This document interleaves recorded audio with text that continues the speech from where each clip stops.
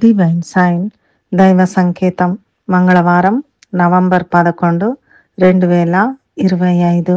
దేవుని నుండి ఒక సూచన. సామెతలు 18:16. ఒకడు ఇచ్చు కానుక వానికి వీలు కలుగజేయును, అది గొప్పవారి ఎదుటికి వానిని రప్పించును. ఈనాటి దైవాంశము ఒకడు ఇచ్చు కానుక.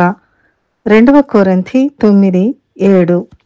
సణుగు కొనకయు బలవంతముగా కాకయు ప్రతివాడును తన హృదయములో నిశ్చయించుకొనిన ప్రకారము ఇయ్యవలెను. దేవుడు ఉత్సాహముగా ఇచ్చువానిని ప్రేమించును. బహుమతులు ఇవ్వడం ద్వారా ఒక వ్యక్తి ఇతరుల దృష్టిలో తన ప్రత్యేకతను నిలబెట్టుకోవచ్చు.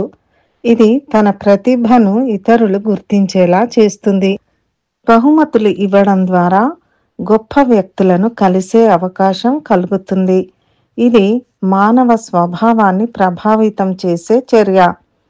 బహుమతి అనే పదం కేవలం డబ్బుకు మాత్రమే పరిమితం కాదు గాని దేవుడిచ్చిన ప్రతిభ, నైపుణ్యం మరియు దాతృత్వం వంటివి కూడా దీనిలో భాగమే.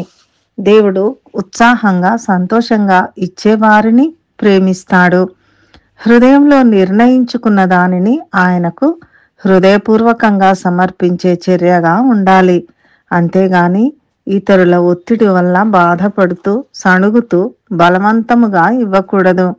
మనం తక్కువగా విత్తినప్పుడు తక్కువగాను, ఎక్కువగా విత్తినప్పుడు ఎక్కువ పంటను కోస్తాము కదా.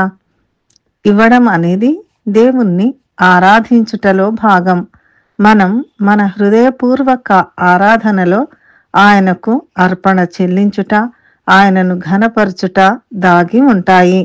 మత్తయి 2:10-11 వచనములలో జ్ఞానులు అత్యానంత భరితులై వచ్చి ఆయనను చూచి సాగిలపడి పూజించి బంగారము, సామ్రాణి, బోళములను కానుకలుగా ఆయనకు సమర్పించినారు కదా. అపోస్తలుల కార్యములు 20:35లో పౌలు పుచ్చుకొనుట కంటే ఇచ్చుట ధన్యము అని తన శిష్యులకు తెలిపినాడు. ఈ సందర్భముగా దేవుడు మనతో మాట్లాడుచున్న దైవాంశము లూకా 6:36. ఇయ్యుడి, అప్పుడు మీకియ్యబడును. దేవుడు మనల దీవించి హృదయపూర్వకముగా సంతోషముతో, ఉత్సాహముతో ఇచ్చుటకు మనకు తన కృప దయచేయునుగాక. ప్రార్థన. మా ప్రియ పరలోక తండ్రి, పుచ్చుకొనుట కంటే ఇచ్చుట ధన్యము గనుక మేము హృదయపూర్వకముగా హృదయంలో నిశ్చయించుకొనిన ప్రకారము ఇచ్చువారముగా ఉండుటకు నీ కృప మాకు దయచేయము. యేసు నామములో ప్రార్థిస్తున్నాము తండ్రి. ఆమెన్.